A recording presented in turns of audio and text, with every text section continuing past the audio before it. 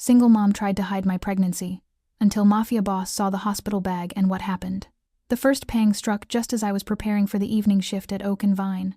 It was a dull ache, not yet enough to send me spiraling into panic, but strong enough to stop me in my tracks, hand pressed to my lower back as I pretended to rearrange the wine glasses. 7 months of working while hiding a growing belly had made me a master of disguise, both physically and emotionally. The lighting at Oak and Vine was my perfect accomplice. Dim, warm, steeped in a kind of timeless elegance. That golden, buttery glow spilled over cream-colored tablecloths, a hush of luxury beneath which the wealthy dined with their lovers, and no one asked questions. I had been working there for 6 months, just long enough to become invisible, just short enough to keep my secret safe. Rachel. Tablecloths out of napkins. Beth's voice floated over the soft jazz and the gentle clink of glassware. From behind the bar. "I'm on it," I answered, more evenly than I felt. 36 weeks and 4 days.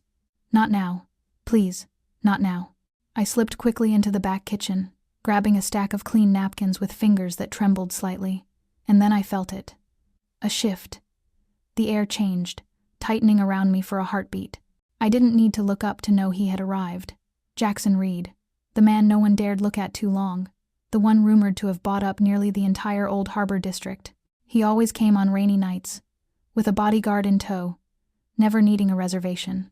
I had only seen him from afar, 3 times during my shifts. Each time the restaurant seemed to collectively hold its breath. Tonight was no different. When I returned to the dining room, napkins in hand, I could feel it in the room. Something had changed.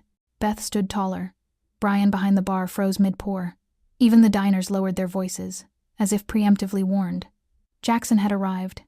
He wore a deep blue suit, impeccably tailored, with 2 men in black trailing behind. One paused near the door, his eyes scanning the room with steady precision. The other nodded once, signaling all clear, and Jackson walked to his usual corner table. I kept my head low, moving quickly toward table 12. But before I could reach it, a voice cut through behind me. "Rachel, Reed's table, now." I turned sharply.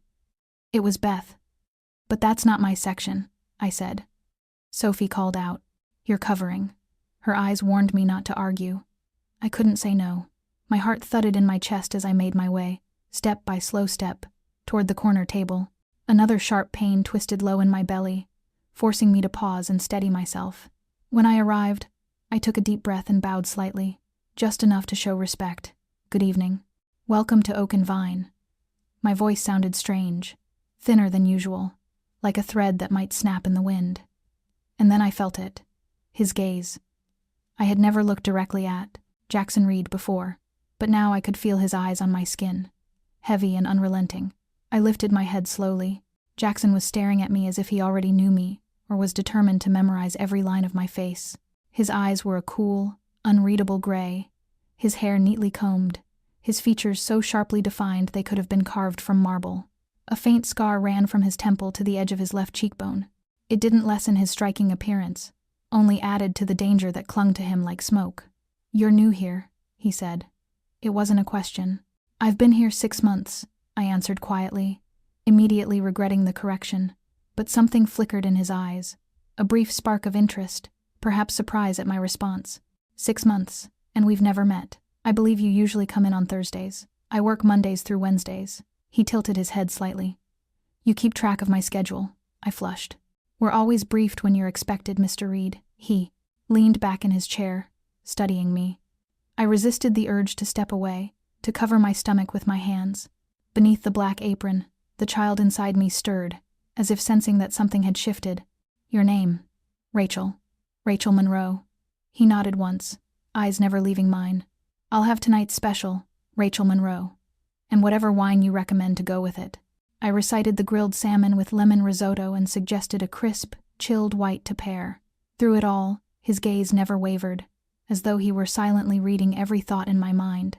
"Excellent," he said, nodding gently to dismiss me. I turned, my heart still thudding like a war drum. And that was when it all began.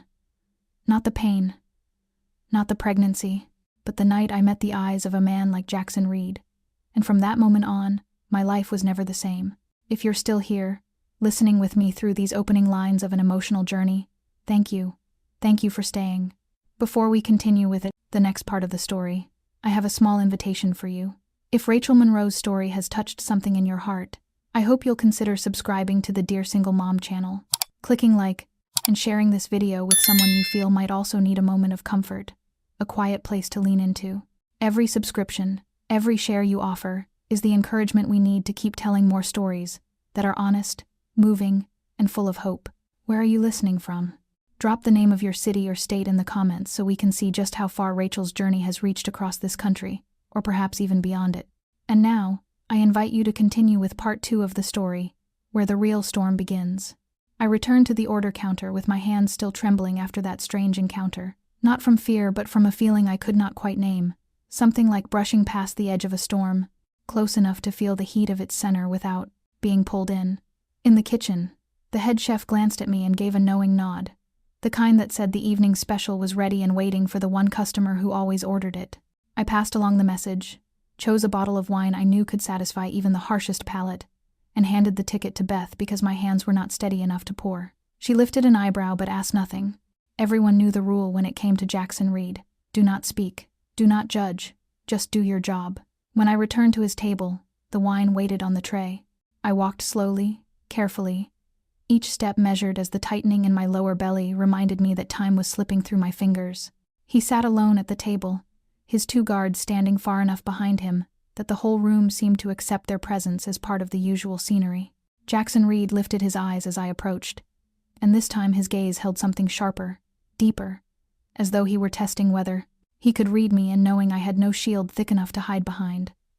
I poured the wine and offered a small smile, not daring to meet his eyes fully but refusing to bow my head the way others did. Thank you, Rachel.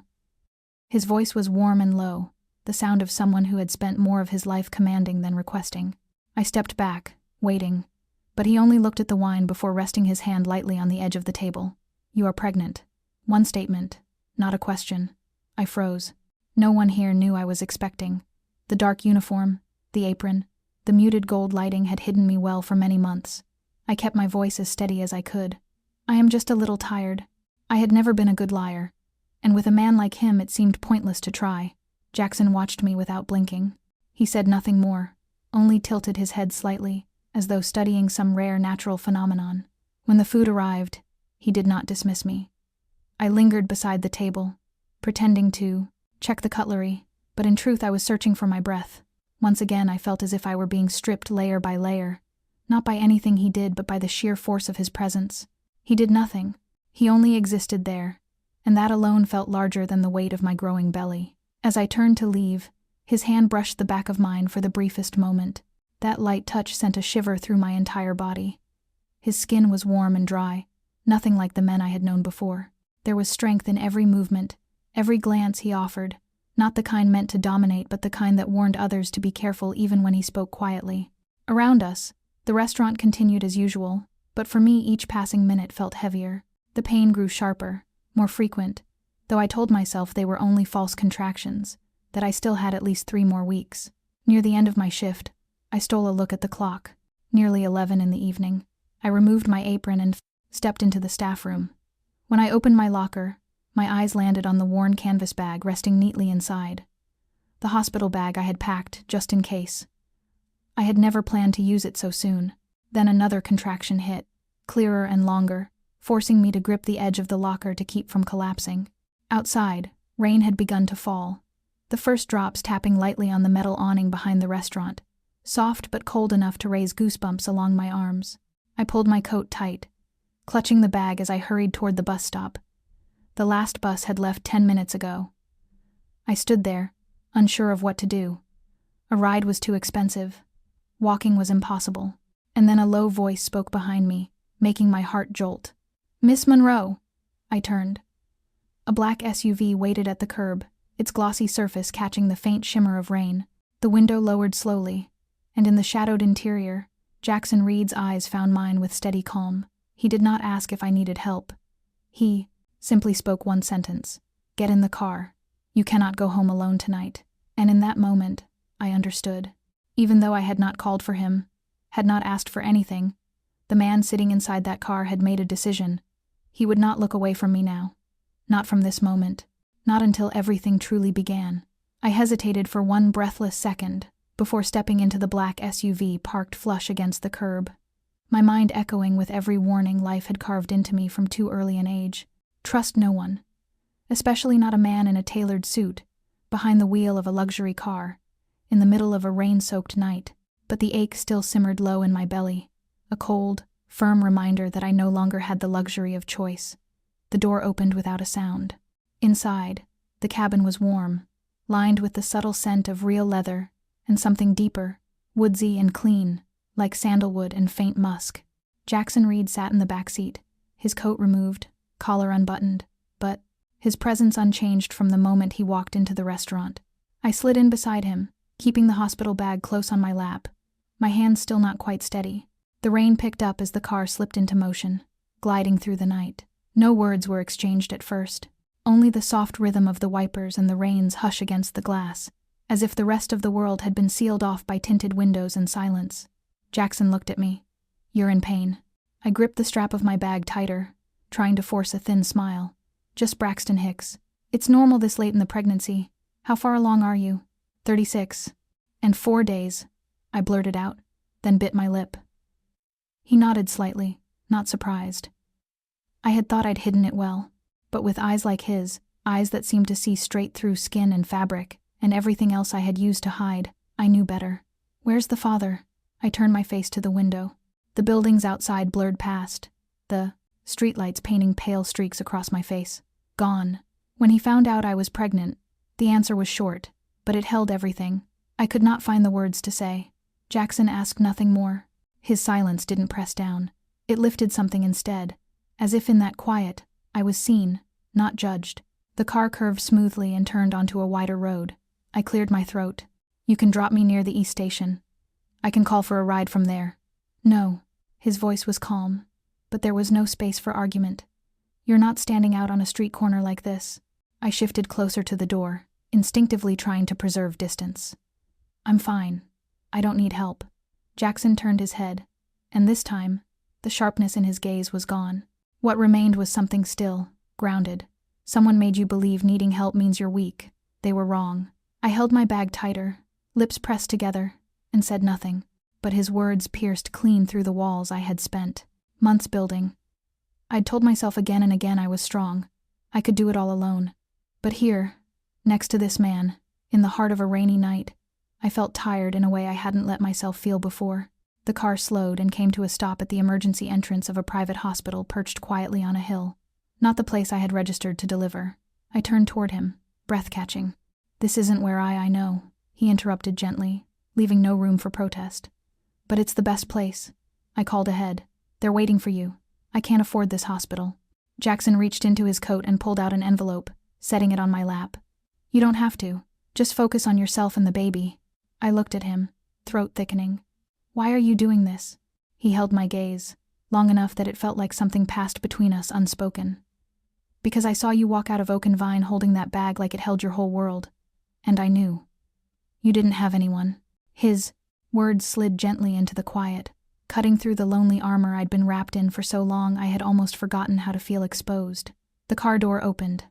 A nurse approached with a wheelchair. I stepped out slowly, a fresh wave of pain sweeping through me so sudden I had to brace against the doorframe. Jackson steadied my elbow, firm but not forceful, just enough to keep me from falling. As I sank into the chair, I looked back at him. He stood there, rain darkening his hair, his shirt clinging lightly to his frame, and in his eyes I saw it again. Not pity, not curiosity, but something deeper, heavier.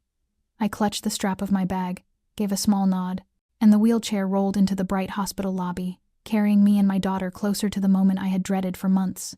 Giving birth in the middle of the night, in the rain, with a stranger waiting just outside, and yet, strangely, I no longer felt alone. Not completely, not this time. The fluorescent lights in the emergency room cast a pale glow across my skin, making everything feel colder than it already was, despite the nurse speaking to me in a gentle voice. I couldn't quite remember what I said when they asked my name or my due date. All I knew was that my hand clutched the strap of my bag like it was the final thread tethering me to a sense of calm. The next wave of pain hit just as they wheeled me into the exam room, sharper than the ones before, forcing my teeth to clench and my breath to escape in a gasp. A female doctor entered, her eyes steady, kind, and utterly professional. "We'll take a look right away, Miss Monroe," she said softly. "And if this is true labor, we're fully prepared." I nodded, not trusting my voice. My belly tightened in pulsing waves, my heartbeat skittering out of rhythm. As they strapped monitors around me, checking the baby's heartbeat and the timing of contractions, I could still hear the rain tapping steadily against the windows. And then I heard his voice, Jackson. I didn't see when he came in. No one stopped him. No one asked for ID or explanation. He simply was, as if his presence required no permission. A nurse handed him a hospital gown to wear over his clothes, and within moments, he was beside my bed, his gaze unchanged, quiet, observing, but there was something different now. As my hand gripped the edge of the bed through a minute-long contraction, he reached out. I hesitated, just for a second, then took his hand. His hand was large and warm, with faint calluses across his knuckles that I hadn't noticed before. Not the hands of a man who spent his life behind a desk. He held mine firmly, just enough for me to feel that I wasn't alone. They told me I was at 3 centimeters. Too early to deliver, but just far enough along to know that this was real, and there was no turning back. I tried not to panic, tried to keep my breathing steady, but the truth was I was lying in a hospital I didn't know, about to give birth, alone. Everything had changed too fast. Tonight I'd only planned to finish my shift, go home, eat a bowl of noodles, and fall into the same heavy sleep as every other night. Instead, I was here, wrestling fear and pain, with a man beside me I barely knew, whose name I had only learned hours before, along with a storm of rumors that no longer seemed to matter. "You packed a bag," Jackson said, glancing toward the canvas tote tucked at the foot of the bed. I nodded, trying to smile. I had prepared it quietly, even though my due date was weeks away. It was my way of pretending I had control. But the truth was, I had none. He sat down in the chair next to the bed, eyes never straying from the fetal monitor. The baby's heartbeat stayed strong, but mine began to trip and stumble. I had never been good at accepting kindness. I was used to distance, used to solving things alone. But with him there, not pushing, not filling the silence with empty reassurances, I felt something shift. I wanted to believe in something more than just myself. "It's a girl, right?" he asked, his voice low, almost lost under the beeping machines. I turned to look at him and nodded. "I'm naming her Lily." He smiled, not a wide, easy grin, but something softer, something that warmed the edges of his expression. "That's a beautiful name." I stared up at the ceiling, holding back another wave of pain. I didn't ask him why he stayed. I didn't ask why he cared about a pregnant woman he'd only met that evening. There are questions you don't ask because you fear the answers, and moments when all you need is for someone not to leave. When the next contraction stretched beyond 90 seconds, I let out a quiet cry, and tears slipped from the corners of my eyes. Jackson stood without being told, grabbed a warm cloth, and wiped my forehead. He moved with a calmness that felt practiced, not forced, as if this wasn't the first time he'd been at a woman's side while she gave birth. "You've done this before," I said, breathing hard as the pain passed. "My youngest sister. Our mother died giving birth to her. I was there." His voice was hoarse, edged with something raw. I turned toward him and looked longer this time. Maybe that was why he was here. Maybe it was his own grief that made him stay when he saw a woman walking into the night with a bag clutched like it held her whole world. And maybe, in this night of pain and rain and uncertainty, I had found something more than help. I had found a connection that needed no explanation. A man who chose to stay when no one else would. A man who sat beside me, held my hand, and spoke without speaking, letting me know I was not alone anymore. Not now, not ever again. The next contraction tore through me harder than any that had come before. My body folded over on the hospital bed, fingers clenching the rails as if I were holding on to the edge of some invisible cliff. Sweat soaked my skin, despite the cold air humming from the ceiling vents. Beside me, the doctor's voice came steady and calm, never cold. 6 centimeters. The labor is progressing faster than expected. We'll monitor it closely. Jackson hadn't moved from my side. He said little, but every time the pain stole my breath, his hand found mine. Steady, warm, unwavering. At one point, I turned my head and saw him watching the clock, silently calculating the spacing of each contraction, remembering the numbers without needing to write them down. Careful, precise, like he was the one orchestrating this birth, not just witnessing it. When the doctor stepped out to review lab results, only the two of us remained in the room. The soft white light cast across his face brought the scar into full view, the one that traced from his left temple down to his cheekbone. I didn't find it harsh anymore. It simply belonged to the man who had sat here beside me for nearly 2 hours, refusing to leave. I closed my eyes, trying to catch my breath. A fragile moment of peace before the next wave. "It's a girl," I said again, almost just to fill the space. "Lily." He nodded slowly, voice dropping. "You're going to be a good mother, Rachel." I let out a small laugh, even with the ache still pulsing in my back. "You don't know me well enough to say that, but I've been watching." His eyes didn't move from mine. "From the first time I saw you at Oak and Vine. You were handling a six-top alone, plates in both hands, and still smiling."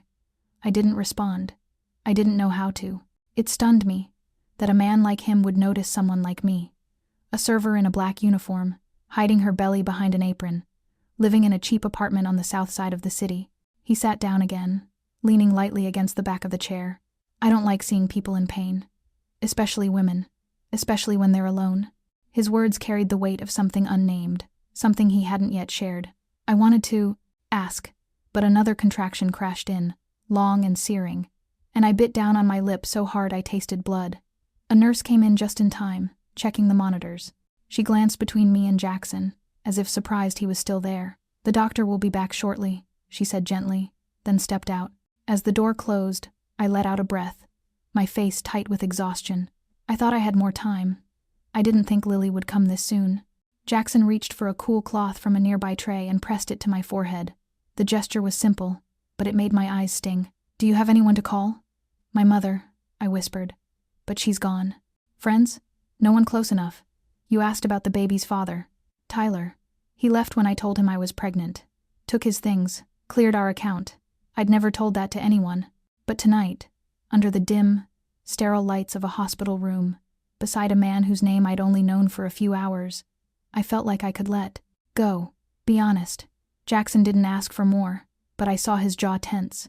"I lost my mother young," he said softly.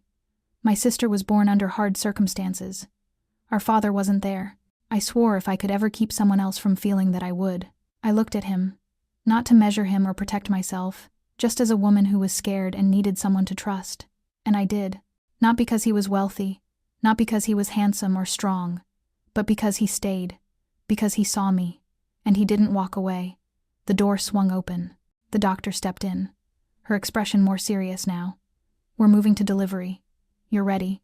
I looked at Jackson, tears slipping down my cheeks. "I'm scared." He didn't speak. He only stood, reached for my hand, and held it firmly. "I'm not going anywhere." His voice was steady, like a promise etched deep. I nodded, and the nurse began to wheel the bed out. The lights in the hallway were brighter, the wheels echoed against the tile, the corridor stretching toward the unknown. I was entering the final chapter of this long, aching journey, and I wasn't alone. Not anymore, as long as his hand was still holding mine. The final contraction felt endless, ripping through every nerve in my body and tearing apart what I thought were the last limits of my endurance. I had no strength left to scream. All that remained were shallow, ragged breaths and silent tears sliding down my temples. My back was drenched in sweat, my vision blurred with exhaustion. Somewhere beside me, the doctor's voice counted steadily, calm but urgent, urging me to push one more time. I wanted to give up. I truly did. But when Jackson's hand gripped mine tighter, when his eyes locked onto mine and refused to let go, I knew I couldn't stop. One more. Just one more. I gathered what little strength I had left, pushed forward with everything inside me, a soundless cry rising from my chest, and then, suddenly release. A strange stillness fell over the room, a silence so complete that it stole my breath. My heart stopped for a second, maybe two, until the sound came, a sharp, high-pitched cry, slicing through the air like a hymn of salvation. She was here, my Lily. The doctor's voice was soft but sure. A healthy baby girl. A nurse wrapped her in a soft cream-colored blanket and laid her gently on my chest. Her tiny body was still damp, flushed red and trembling faintly, but she was warm, the kind of warmth that could melt through a long winter. I looked down at her, and all the pain of the past hours vanished like smoke. Lily shifted slightly, her cheek pressing against my skin, as if she too recognized where she belonged. I didn't cry. I didn't laugh. I simply stared, unable to take my eyes off the little life I had carried inside me for more than 8.5 months. Her hand was impossibly small, her fingers curled as if trying to hold on to something invisible. I pressed my lips to her forehead, inhaling the scent of newborn skin, mingled with sweat and tears, mine and hers. Jackson stood a few steps away, as if unsure whether to move closer or stay back. I turned toward him, my voice hoarse. "Would you like to meet her?" He walked forward slowly, his pale gray eyes scanning Lily's face before lifting to meet mine. "May I?" I nodded. The nurse handed Lily to him, careful, reverent, as if passing something sacred. Jackson took her in both arms, his hands easily twice the size of her small body. In that moment, I noticed the slight tremble in his fingers. Not much, but enough to tell me this was not something he did often. Lily stirred in his arms, blinking open the faintest sliver of her eyes. He looked down at her, a soft smile touching his lips, though his eyes brimmed with something deeper. "She looks like her mother." I smiled, weak but full. I had never thought about who she might resemble. I only ever hoped she would live, be healthy, be loved. Everything else felt like it didn't matter. Jackson sat beside the bed, still cradling Lily. He didn't look at me, but his voice was steady. "Would you like to name her now?" I nodded, eyes fixed on my daughter, Lily Grace Monroe. A simple name, gentle. But to me, it carried everything, every ounce of hope, every whisper of faith I thought I had lost. Jackson repeated it, as if committing it to memory. Lily Grace. The way he said it felt like a blessing. The nurse stepped forward again and gently took Lily to the nursery for her final checks. As she left my arms, an unexpected emptiness bloomed in my chest. I reached for the spot where she had lain, still warm with her presence. Jackson stood, watching as Lily was wheeled away. Then he turned to me. "You did so well." I smiled, too tired to lift my eyelids fully. "I didn't think I could. But you were there. Thank you." He started to say something, then only nodded. And I drifted off to sleep beneath the soft glow of the recovery room lights. My body completely spent, but my heart light as air. Tonight, I met my daughter. Tonight, I was no longer alone. And though I had no idea where life would lead us from here, I knew that this moment, this first breath of hers, this touch of his hand, this stillness after the storm would live forever in my memory, a quiet miracle I never expected to deserve.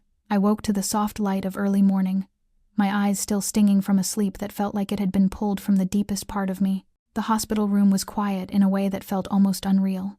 On the bedside table sat a small glass vase, holding a handful of white baby's breath, their delicate petals standing out against slender sprigs of lavender. The scent of antiseptic lingered in the air, faintly threaded with the warm, milky sweetness wafting from the newborn ward nearby. I sat up, slowly, my lower body still aching, tender but no longer torn with the sharpness of the night before. Beside the bed, the leather chair still held the faint imprint of someone who had sat there for hours. And just as I turned to look, the door opened. Jackson walked in, holding 2 paper cups of coffee.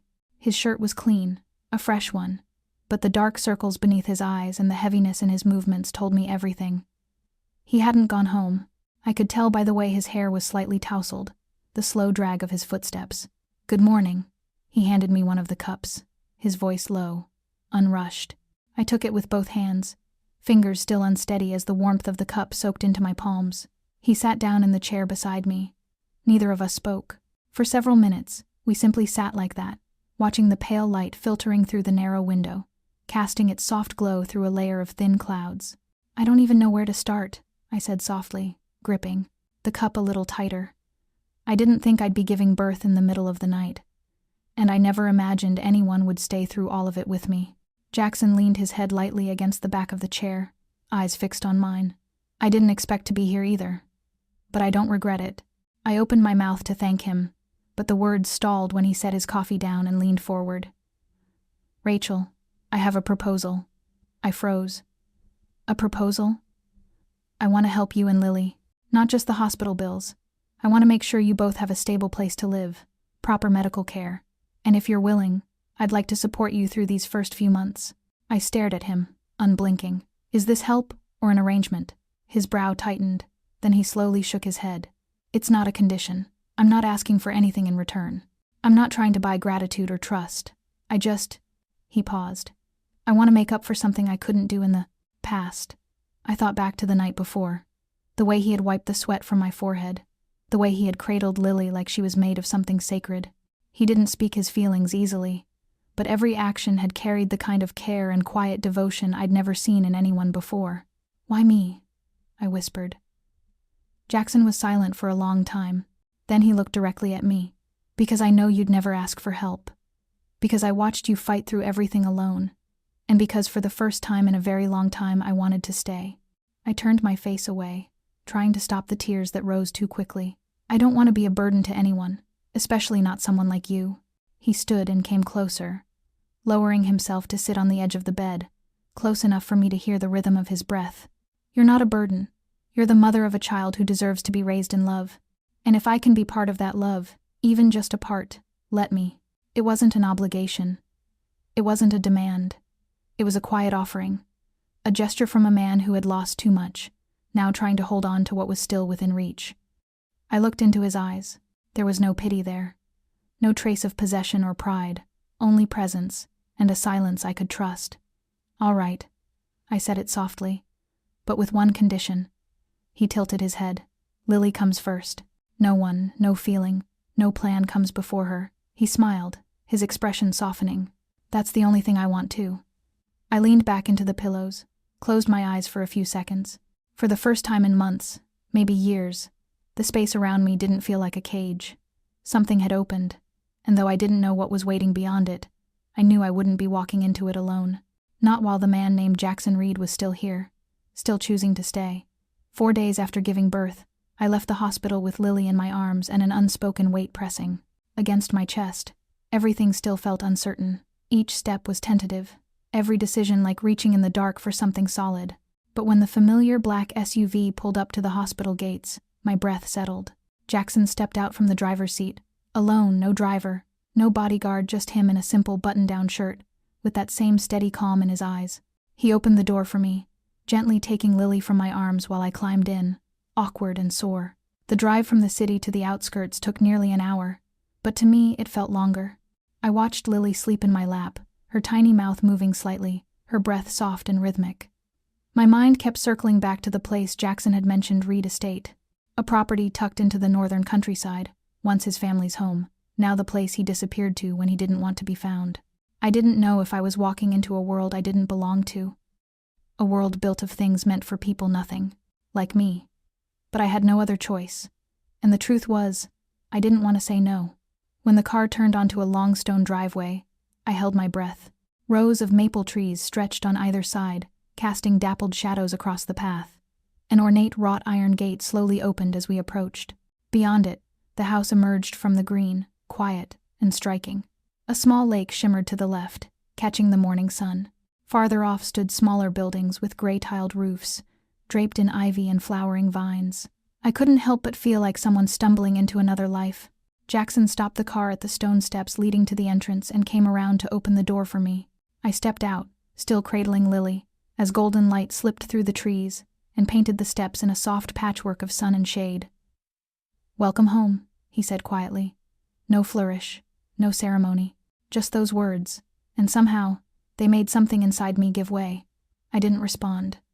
I only looked at him, then at the house standing before us. It didn't look like any place I had imagined myself living. It didn't look like the kind of place I ever thought Lily would grow up in. But strangely, it didn't feel foreign. The front doors opened into a wide foyer with polished dark wood floors, classical oil paintings along the walls, and a curved staircase spiraling gently up to the second level. Everything was so still that I could hear Lily's breath. Jackson walked me through the hallway, past the living room, the kitchen, and finally to a white-painted door at the far end. He opened it. "This will be your room." Sunlight flooded the space. A large window looked out over the back garden. A wide bed with crisp white linens sat near a birchwood crib, already lined with a soft blanket. Beside the window, a rocking chair waited on a hand-woven cream-colored rug. I set Lily down in the crib, my hands trembling. Everything felt so carefully chosen, so gently prepared. A faint scent of lavender lingered in the air, and a glass bottle of warm water rested on the nightstand. Jackson stood behind me, silent. I turned. My voice was rough. "You had all of this ready?" He nodded slowly. "I didn't want you to worry about anything right now. Rest. Take care of Lily. Let me take care of the rest." I didn't know what to say. Thank you times felt too small for what he had given me, so I just looked at him for a long time as if trying to understand who he truly was. A man who had lost his mother, who had watched his sister come into the world alone, who ran an empire that people feared to speak of, and who had stayed beside me through the darkest, rawest days of my life without stepping away, not even for a moment. I didn't know what the connection between us would become, but I knew this. In this house, this grand, quiet place far from anything I'd ever known, I had found something I'd never dared to hope for: peace. And maybe, for the first time in my life, I was beginning to believe I might actually deserve it. That first night in the new room, I barely slept. Not because Lily cried, she didn't.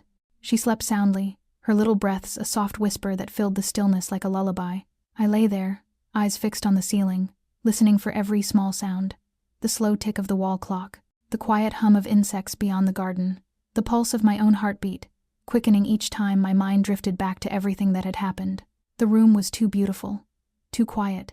It felt like borrowing a dream I wasn't sure I had the right to touch.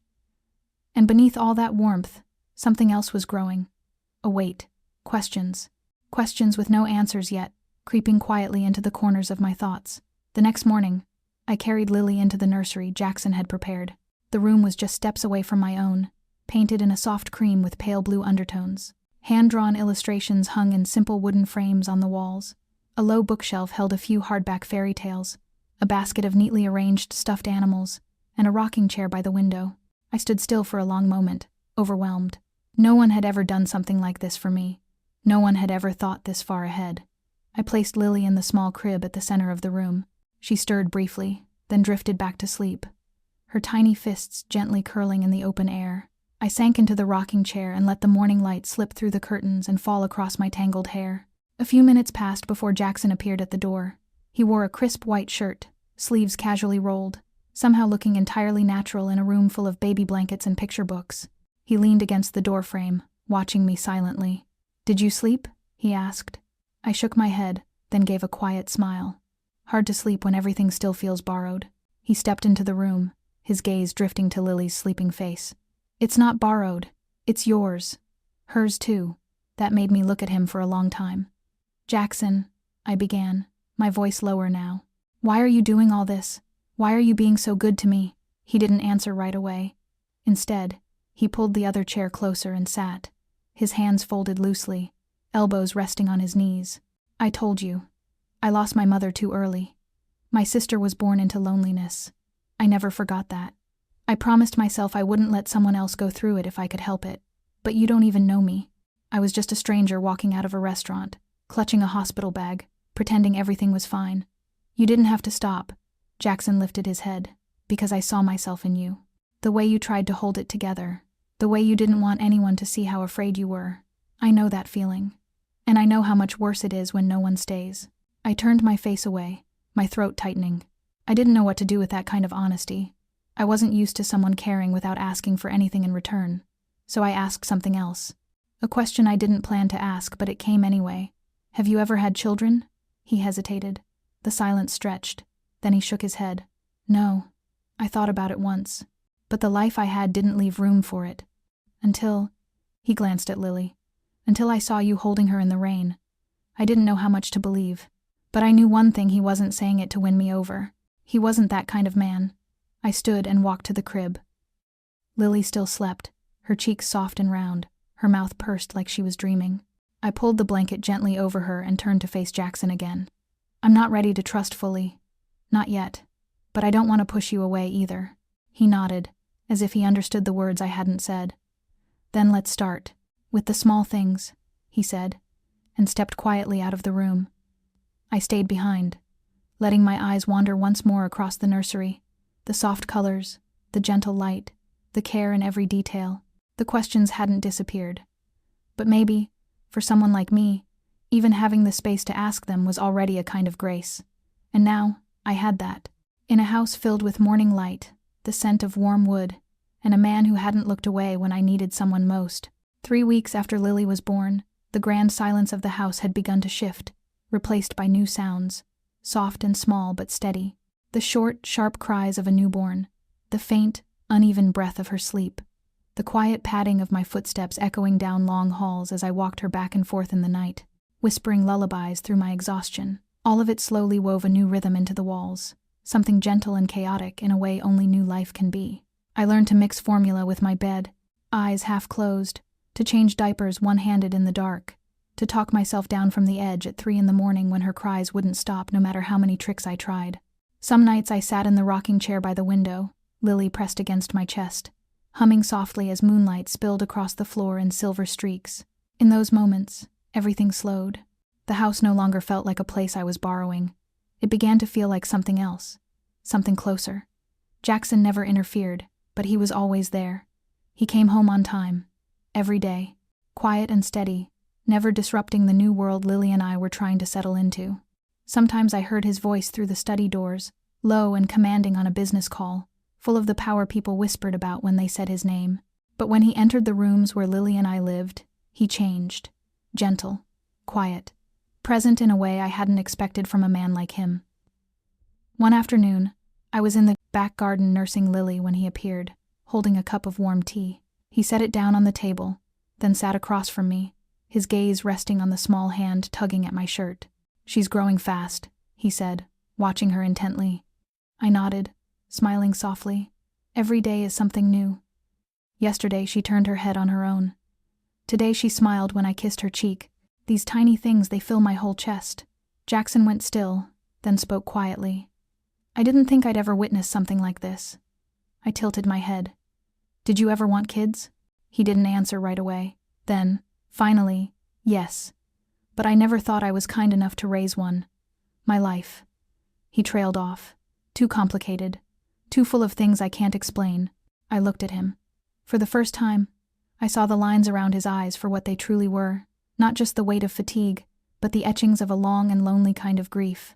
I understood, not with logic, but with my own ache, because I'd thought the same of myself, that I wasn't good enough to be someone's mother, that Lily deserved more than what I had to give, but I kept trying, inch by inch, because she was mine, and because I couldn't let the world decide I didn't deserve her. He looked at me, and though he didn't say a word, something in his eyes shifted. Maybe it was respect. Maybe it was sorrow, the quiet kind that comes from seeing your own scars reflected in someone else. That night, after I had just laid Lily down in her crib, Jackson knocked softly at the door. He held a small wooden box, placing it gently in my hands. I opened it. Inside was a delicate bracelet made of cat's eye stones and silver. Light, beautiful, simple. "It was my mother's," he said. "She wore it the day my sister was born. I'd like Lily to have it, if that's all right." I closed my hand around the box, not for the bracelet itself, but for what it meant, for what it cost him to give it. "Thank you," I whispered. "I'll keep it safe for her." He nodded, then stepped out, leaving me in the quiet glow of the night. I didn't sleep. I sat by Lily's crib, watching her breathe, watching her small fists curl tightly, like she was trying to hold on to the whole world. And I knew something with a quiet certainty. The first steps of motherhood aren't always strong. They're shaky, they're messy. But every moment beside her was a step toward healing. For me, for the wounds I had no name for. And perhaps, for a man learning softly, silently, how to love again from the very beginning. The message came on a Tuesday morning, just as I was changing Lily's diaper by the open window. Sunlight streamed in, warm and soft, casting a golden shimmer across her velvet skin. I kissed her forehead, reached for my phone out of habit, and glanced at the screen, thinking of nothing in particular. But then I saw the name, Tyler. 2 syllables like a blade slicing clean through the quiet I had spent over a month building. The message was short. He was in Florida. He'd heard I'd had the baby. He wanted to see Lily. No apology, no explanation, just a single line, dropped into my life like he'd never vanished, like he had every right to return whenever he chose. I sank down beside the crib, one hand pressed over my heart, trying to steady the sudden storm pounding against my ribs. Lily was still asleep, her lips pursed in some sweet dream. I didn't want the past near her. I didn't want Tyler, his distance, his carelessness, his absence breaking through the fragile world I'd been fighting to keep whole. But I also knew I couldn't pretend this wouldn't matter. It wouldn't stay buried forever. Phone in hand, I went downstairs to the kitchen, where Jackson stood brewing coffee. The smell was rich and grounding, so calm that it made the dissonance inside me ache. Even more, I handed him the phone. He read the message, his face unreadable, except for the slight tightening of his jaw. "How long?" he asked. "Over 8 months. Last time I saw him was the night I told him I was pregnant. He left, took the money. I had to give up our apartment, drop out of school. Start night shifts at Oak and Vine. Jackson set the phone down slowly. And now he wants… What? I shook my head. Maybe he's curious. Maybe he's scared of what he walked away from. Or maybe it's something else entirely. I don't know. Jackson handed me a cup of coffee, then sat across from me. If you want it, I'll help. Legal options. Custody. Anything you need to protect Lily. I stared into the cup, quiet for a long while. I don't want her growing up in fear or conflict, but I won't let someone like Tyler step into her life without limits. Do you want to meet him? I shook my head immediately. No, not now. Not when my hands still tremble just from reading his name. But I need to know what he wants, and if he's capable of causing damage. Jackson nodded, his voice low but sure. I know people in Florida. I'll have them look into it. If necessary, I'll go myself. I looked at him, torn between gratitude and guilt. I didn't want to pull him in deeper. He had already done so much. But he seemed to read that in my eyes. Rachel, this isn't just about helping you. It's about protecting Lily. I'll do that with or without your permission. There was no threat in his voice, only conviction. A quiet kind of loyalty that asked for nothing in return. I went back upstairs, gathered Lily into my arms, and held her against my chest. She stirred a little, nuzzling her face into the curve of my neck. I kissed her wispy hair and whispered, "No one will hurt you. Not while I'm still breathing, I promise." The days that followed slipped into a new rhythm of tension and vigilance. I still sang to her. I still changed her and held her close, and made every moment feel like normalcy. But underneath it all, there was a quiet current running through me, an edge I couldn't ignore.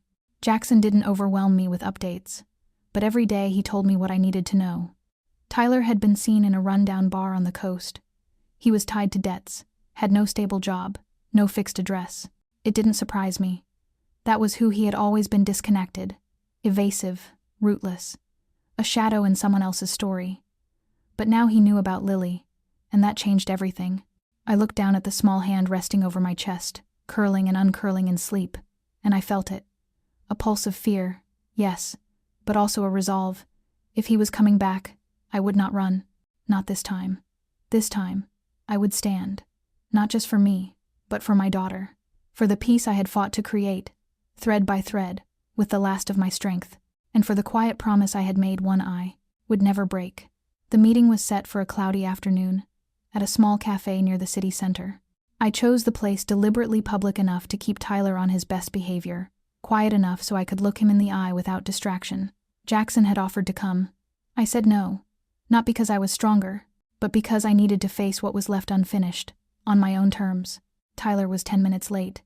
I'd been there before him, fingers wrapped around a cup of cold coffee. When he finally walked in, I realized something. It didn't hurt the way it once did. It wasn't rage or sadness that rose in me, only absence. A hollow space, the kind left behind by something that had once mattered, but no longer did. He looked mostly the same, tall and lean, worn leather jacket, hair longer than before, hanging across half his brow. But his eyes were different. Tired, guarded. There was something heavy in the way he moved, as though life had worn him down since the last time I'd seen him. He sat across from me, didn't order a drink, didn't smile, just watched me, as if weighing every word before speaking. I didn't let him start. "What do you want?" I asked, my voice colder than I expected. Tyler swallowed, eyes brushing mine before flicking away. "I heard you had the baby. I wasn't sure if it was true until you got curious enough to see if she looked like you, or scared someone might come find you to demand responsibility." I didn't say it with venom, just the truth, plain and exhausted. He lowered his gaze, his fingers tracing the edge of his jacket sleeve. "I didn't run because I hated you. I ran because I didn't know what to do with that news. I panicked. I didn't believe I'd be a good father." I let out a quiet laugh, bitter at the edges. "You didn't have to be a good father, Tyler. You just had to not disappear, not empty our account, not leave me sleeping on strangers' couches, because I couldn't afford rent anymore." Silence. It stretched between us like an old wound reopening. Then, barely above a whisper, "What did you name her?" "Lily Grace. That's a beautiful name." I didn't respond. He didn't get to say whether it was beautiful or not. He wasn't there when I screamed through the pain to bring her into this world. Tyler looked at me for a long moment, then said softly, "I want to meet her, just once." I didn't say no right away. I looked at him, really looked. Lily didn't know who he was. She was too little to understand any of this, and if someday she asked, I would tell her the truth, but I wouldn't let her be hurt by the presence or absence of a man who hadn't yet decided who he was. If you want to be a father, I said quietly, clearly, you'll have to earn that title. Not with words, with actions. You can start by writing her a letter. Tell her who you are, but you won't meet her now. He went, still.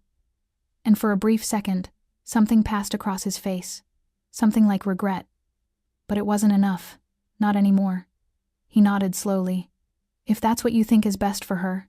I stood, pulling on my coat, my voice softer now. I don't hate you, Tyler, but I don't believe in what you once promised me, and I won't bet my daughter's happiness on the kindness of someone who disappears when things get hard. I didn't look back. My steps didn't falter. My hands didn't shake like they did the last time I walked away from him. And when I opened the door of the cafe, cool wind brushed against my face, and I knew something had lifted. Something I'd carried far too long. Jackson was waiting for me in the car, parked just down the street. When I climbed in, he didn't ask questions.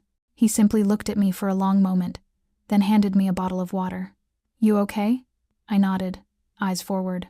I ended what needed to be ended. He reached over, gently took my hand. Then now, he said, it's time to begin again. And this time, no one gets to take it from you. The rain came that very night, just after I had lulled Lily to sleep and sat alone by the window with my journal open across my lap. The first drops tapped gently against the awning, then turned quickly into a steady downpour. Trees in the garden swayed and shuddered in the wind, and flashes of lightning lit the sky, casting sharp white outlines across the quiet room. I sat still, listening, watching, my heart heavy with all the words I hadn't yet spoken. The meeting with Tyler had ended peacefully, but inside, nothing felt resolved. Everything inside me was still tangled like knotted thread pulled too tight to undo. It wasn't love that lingered. That had died long ago.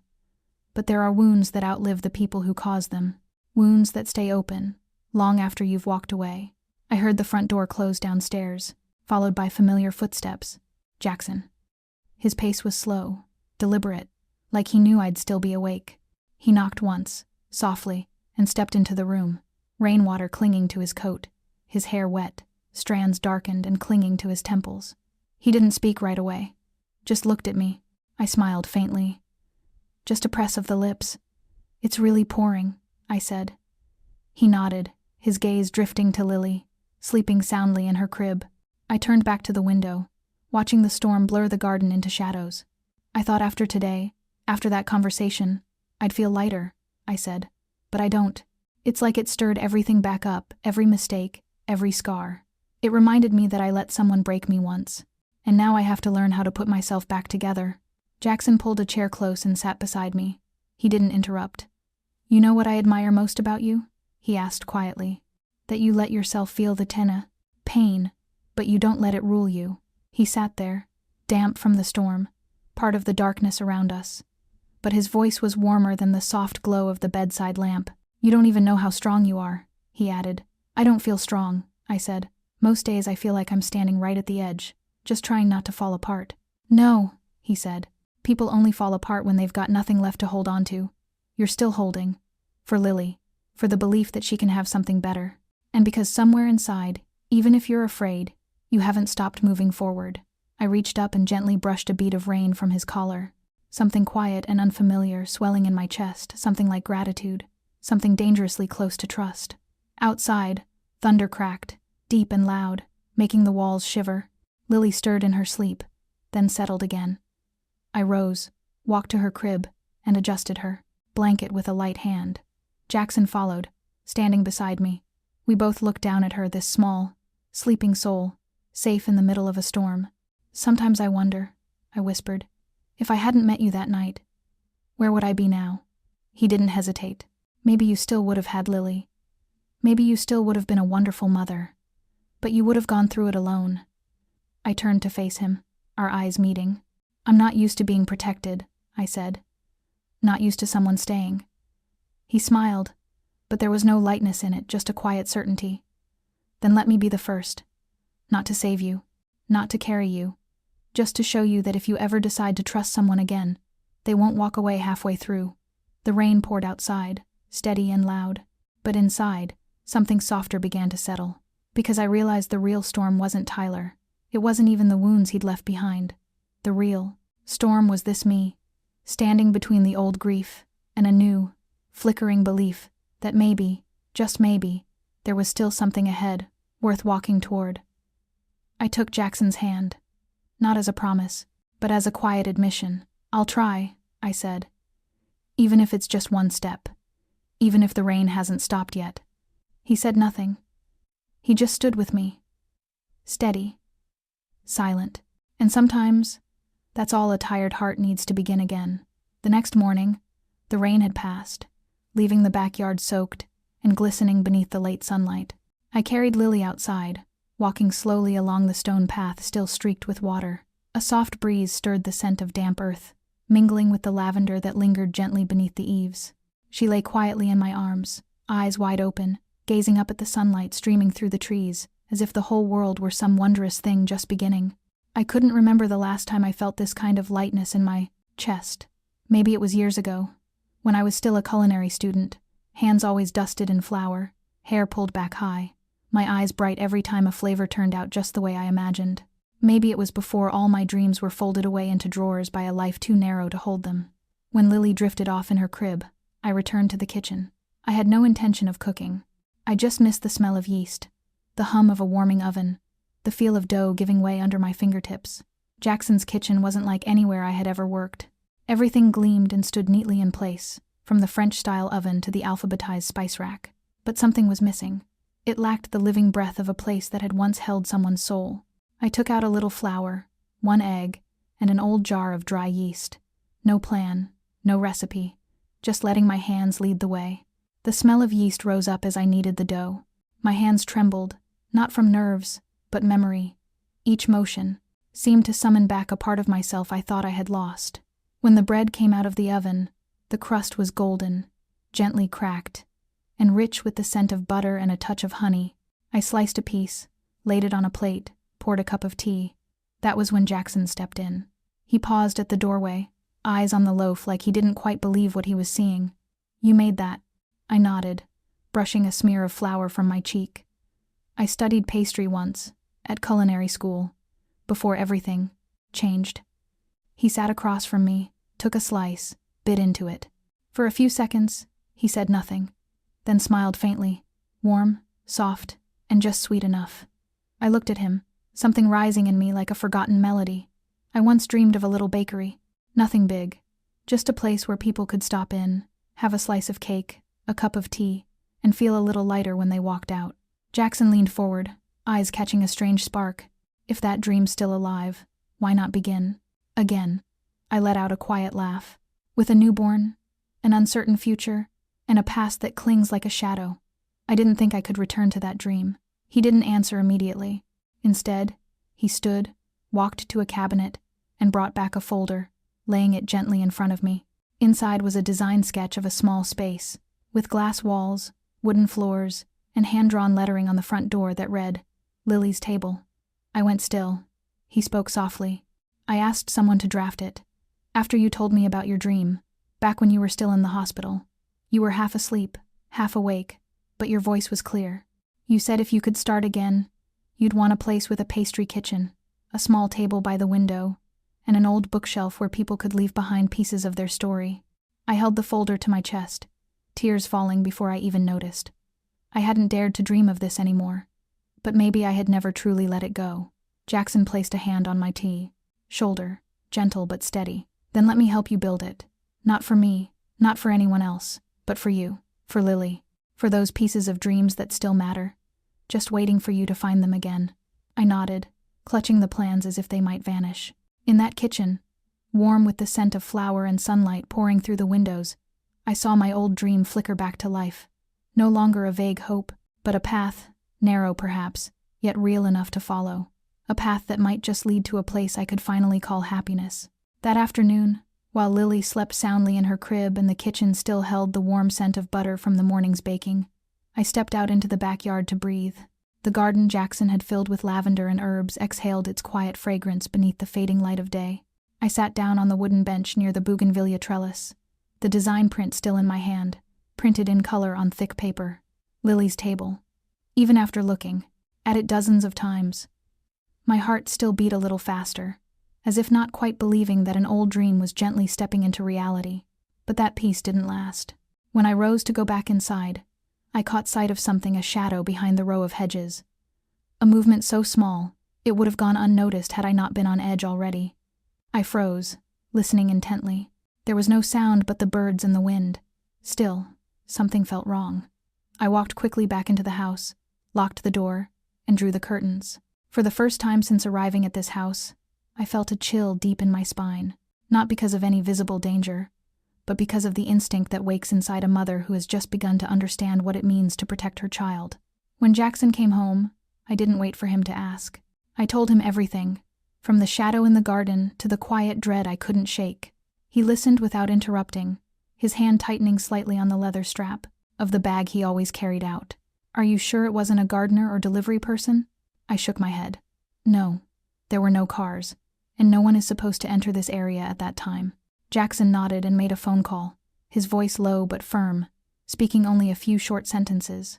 The next day, the security system around the house was upgraded.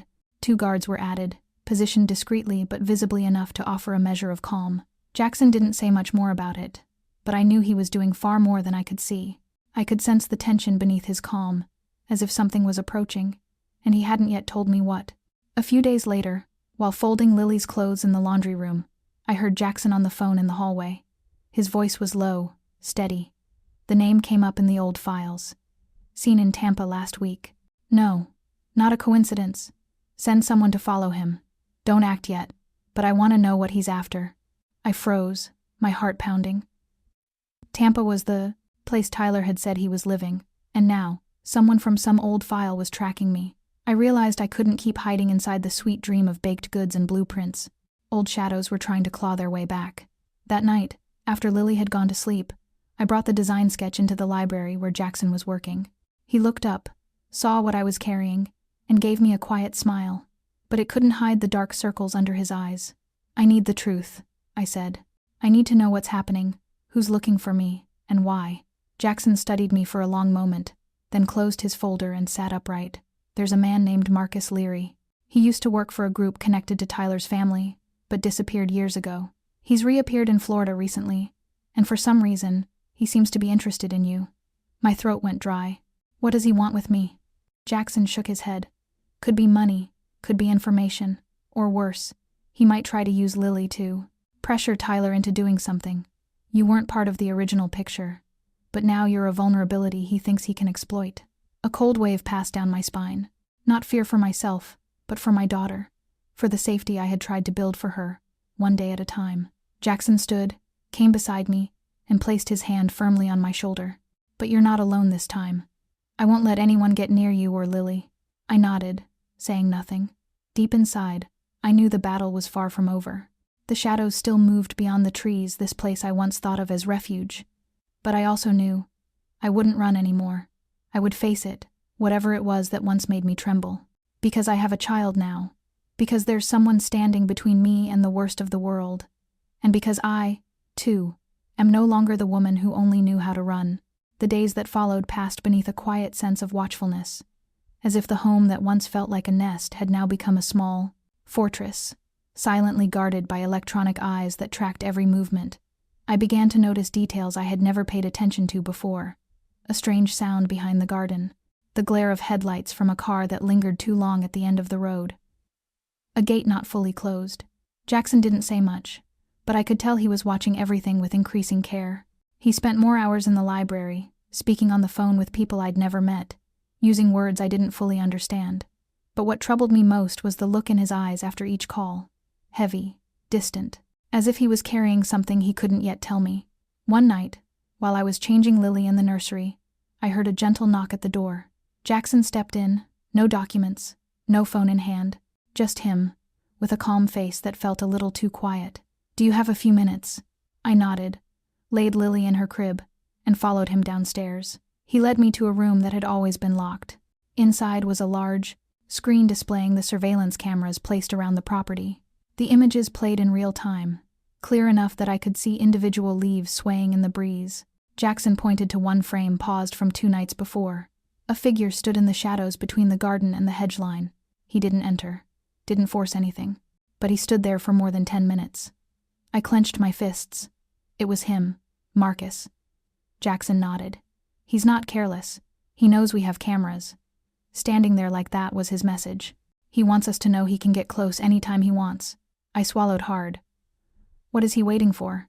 Jackson leaned against the control desk, his voice low and even. A reaction.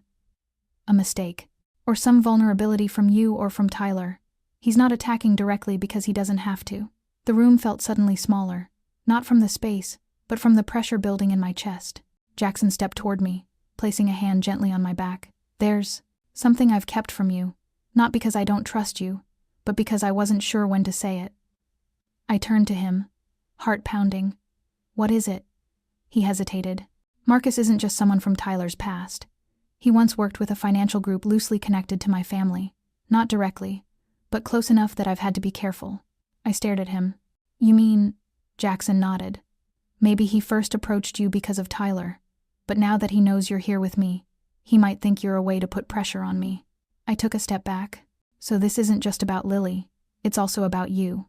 Jackson nodded slowly, and that's exactly why I can't let it continue. I stood silently for a moment, then whispered, I hate feeling watched. I hate that every step I take could be used by someone as a way to get what they want. He came closer, gently took my hand. But this time, you have a choice. Not like before, when everything collapsed and all you could do was run. Now, you have me. You have Lily. You have every reason not to lower your head. I looked at him and saw in his eyes both determination and concern. Part of me wanted to ask if he regretted letting me and Lily into his life. But I knew, if anything weighed on him, it was the fact that he couldn't protect us sooner. That night, I lay still in the darkness, listening to Lily's steady breath and feeling my heartbeat slow to match hers. Outside, the cameras kept quiet vigil. Somewhere, a shadow still lingered, but I no longer felt fragile. Maybe I didn't know how to fight the way Jackson did, but I knew how to stand. And this time, I would not fall so easily. For my daughter, for the dream not yet fully born, and for the man quietly standing between us and the darkness, determined to keep us safe. That morning began with a strange silence. There was no wind rustling through the backyard, no familiar chirping of birds calling to one another. Everything felt as though it was holding its breath, waiting for something unnamed to arrive. I sat by the living room window, a cup of coffee long gone cold in my hands, untouched. Lily slept peacefully in her cradle beside me, her tiny fingers gripping the edge of her blanket as if holding on to the whole world. In my mind, Jackson's words from the night before echoed over and over when he handed me a thick file filled with details about Marcus Leary, about underground financial networks, and the connections that could potentially place Lily in danger. You need to decide. If you no longer feel safe here, I can take you both away. There's a safe house in Vermont. My people are there. No one will be able to find you. That sentence played on repeat like a sorrowful tune. Leave or stay, run again or stand still. Start from zero once more, or remain and face the storm that could come at any moment. I had spent nearly all my life living in uncertainty, from being an abandoned single mother to the long months of surviving one, meal at a time, one aching breath at a time during pregnancy. And now, just when I had finally found a roof to sleep under, a quiet place to dream about small things like a bakery or the first smile of my daughter in the morning, the darkness had come knocking again. I heard Jackson's footsteps behind me. He didn't say a word, just placed a gentle hand on my shoulder. You don't have to decide right now, but I want you to know. Whatever you choose, I'll go with you to the end. I looked up and met his eyes. There was no pressure, no demands, only complete trust. I turned to Lily. She breathed softly, her face as calm as if the world had never hurt a soul. I had promised to protect her at all costs, but I had also promised myself that I would not live forever in fear. And now, those two promises clashed within me, forcing me to choose a path. By midday, I carried Lily out to the backyard. The place that had once been my refuge from worry had now become where I sought clarity. The wind had returned, soft and steady, threading through the rows of lavender. I watched each leaf, each pale purple blossom bending toward the sunlight. No fear, no doubt, just being, just life. I knew that if I left, I would survive. But would I still be myself? Would Lily grow up in a world where her mother always ran? Or would she learn to stand her ground, to know that even when threatened, her mother had not abandoned what mattered to her heart? I lifted my daughter into my arms, held her close, and whispered, "We're staying. I won't let anyone take this place from us. Not this time." I found Jackson in the library, surrounded by maps and security documents. When I entered, he looked up, waiting without pressure. "I'm not going," I said. "I won't live the life of someone always on the run." He looked at me, and his eyes softened as though some deep tension inside him had finally eased. He stepped forward, wrapped his arms around me and Lily. The three of us stood there, in a room, filled with strategy and concern, yet flooded with the quiet presence of something that felt like family. Not perfect, not completely safe, but real. And enough. That night, after I laid Lily down and drew the curtains closed, I came downstairs to find Jackson waiting with a cup of hot tea. A soft rain had begun to fall, tapping gently on the roof tiles. But this time, it did not carry unease. It felt instead like the quiet overture to something being reborn. In my heart, there was no longer a question of if. There was only a silent vow. I had chosen, and whatever lies ahead, I would not look back. Lily's table officially opened on a gentle Saturday morning, when the sun was just warm enough for its light to stream through the glass panes and softly illuminate every corner of a space built from dreams and quiet faith. There was no grand opening ceremony, no balloons or bold red banners, only the scent of freshly baked bread, the warmth of butter mingled with vanilla wrapping around, the first hesitant footsteps of early visitors. I stood behind the counter, wearing the apron Jackson had given me, my hands trembling slightly as I poured the very first cup of coffee and placed it beside a cinnamon sugar loaf. Lily slept peacefully in her cradle by the window, where the sunlight touched her face and made it glow like a little angel. Neighbors dropped by. Some had seen me walking Lily through the neighborhood, some were friends of Jackson, and others were complete strangers drawn in by the smell that drifted all the way to the sidewalk. Everyone smiled. Everyone offered kind words, and in their eyes I saw something I had never dared to hope for before. Recognition. Not for being a single mother, not for surviving hardship, but for standing here, doing what I love, bringing warmth to others with the same hands that once only knew how to shake from fear. One afternoon, when the shop had quieted down, I sat with Jackson at the small table tucked into a corner of the bakery. He watched in silence as I decorated a fresh batch of cupcakes, his eyes taking in every detail as though he wanted to memorize this peaceful moment. "I once thought I would never feel this way again," I said.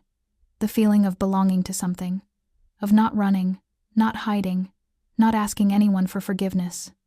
Jackson said nothing. He simply reached out and held my hand, lightly, yet firmly. He is a man of few words, but every gesture carries the weight of an unwavering belief. Lily is growing every day in the arms of a mother who no longer lives in fear, and a man who quietly stands guard over us both. She smiles now. She babbles her first sounds in the very space that witnessed her mother's journey from collapse to renewal. I used to think life was an endless chain of trials, but it turns out, if you're brave enough to stay, to love again, to trust when every bit of logic tells you to walk away, then you just might see something beautiful bloom from the very ground that once broke you. And I've come to understand that family is not about bloodlines or titles. Family is where you are seen without judgment, where you are accepted in every version of yourself, and where someone holds your hand when you feel like you have nothing left. My story is not a miracle. It is the ordinary story of millions of single mothers out there, struggling to balance unfinished dreams and invisible responsibilities. But I hope that through this video, you who are listening will realize you are not alone. Whoever you are, whatever you've been through, as long as there is still a small ember of belief inside you, you still have a chance to begin again. What did today's story stir in you? Did it touch something in your heart? Have you ever stood at the edge of a decision, asking whether to stay or go? Share your thoughts in the comments, because I truly want to hear from you, a viewer on the other side of the screen, carrying your own world of experiences and genuine emotions. If you enjoy heartfelt stories like this, don't forget to subscribe to the Dear Single Mom channel, click like, and share it with others so we can continue spreading warmth and listening to more meaningful stories each day. We are here not only to tell stories, but to walk alongside you. Thank you for staying with us until the very last minute of this story. Wishing you good health, a joyful heart, and peace in every day ahead. We'll see you in the next video.